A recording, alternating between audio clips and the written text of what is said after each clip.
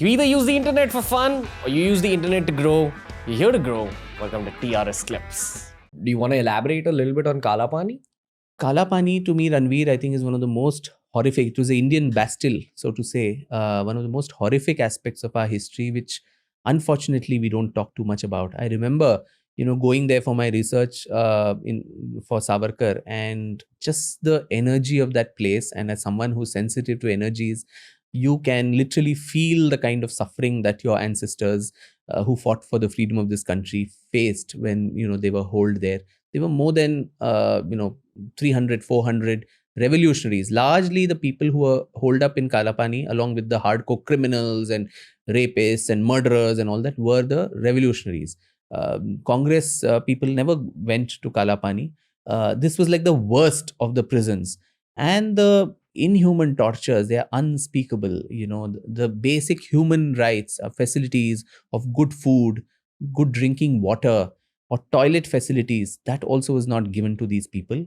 There was punishments of standing handcuffs, your legs tied up for weeks and months. And most of the food that was given, that would have pieces of reptiles and whatever in it. So eating most of that, most of the people would get diarrhea. But there were fixed timings to go to the loo. And so at any other point of the day, if you needed to ease yourself, you couldn't go to the toilet. And so most of the prisoners, they would defecate and urinate in their own cells.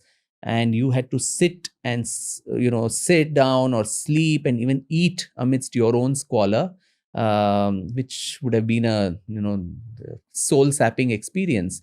And then this Koluka Bell punishment, as you mentioned earlier, where the bell that was there, the bullock that would be yoked to the oil grinding machine, instead of that, you would have the political prisoner who, in the blazing heat of Port Blair, would have to go round and round that and extract about 30 pounds of oil. And at the end of the day, that would be measured. And if it even 1 ounce less than that, you would be whiplashed. You would not be given food. They were given the worst of clothes, which would cause skin rashes, leeches, biting into their skin, but no medical treatment given to them. Many of these were young people who were in their teens, late teens, early 20s, not more than 30. And the kind of tortures, many of them, lots of them actually committed suicide because they thought death was better than the kind of tortures that were meted to them. In fact, the British had also started an entire asylum in this place called Huddo Island near Port Blair, because many of them went mad because they could not bear the kind of tortures that they gave them. They were not given newspapers to read initially. They were not given papers or pen or anything. Even Savarkar, he was a prolific poet. From his nails and with charcoal, he would write on the cell walls his poetry in Marathi. And to spite him, the jailer would come and whitewash the wall in front of him. But this man had such a precocious memory that, he had memorized all, not one or two, but 4,000 lines of poetry in Marathi called Kamala and Saptarshi and all of that, which he memorized and came out, and those books got published. So the kind of, tortures that these people faced, as I said earlier, it's so easy today, ex post facto, to sit and pass judgments about all these people.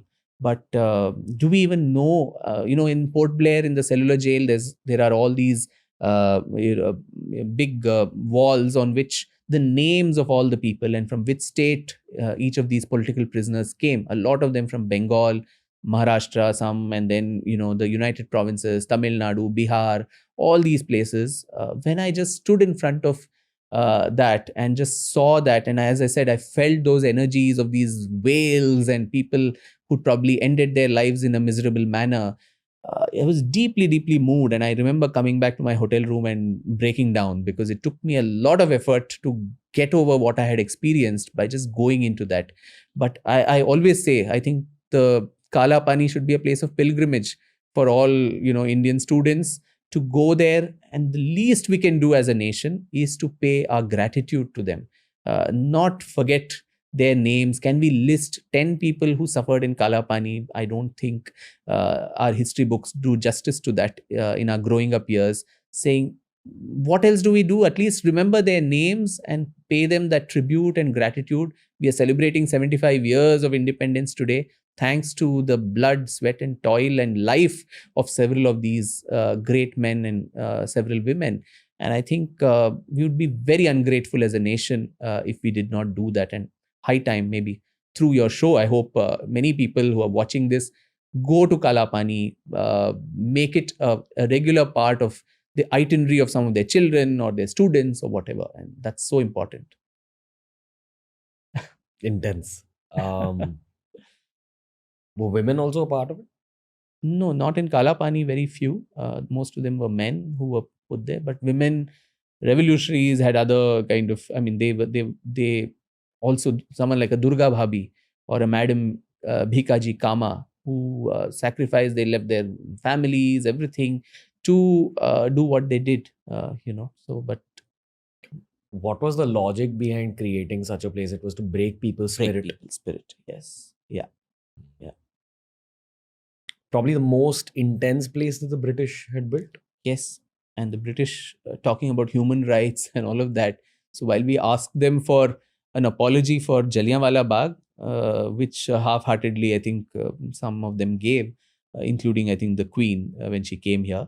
But I think they owe an apology even to the tortures in Kaala. They owe an apology for several things, but Kaala Paani too, and for the Bengal famine and all these kind of the worst of tortures. And this is not some ancient history or medieval history we're talking of. This was about 100 years ago or less than that. So I think, just being aware, but imagine we've not been told about it in this kind of graphic detail. And so we don't think it is a big deal, so information is power. So once that knowledge comes into our control, then I think change naturally follows. New clips released at the same time that a podcast releases. This is TRS Clips. Make sure you subscribe.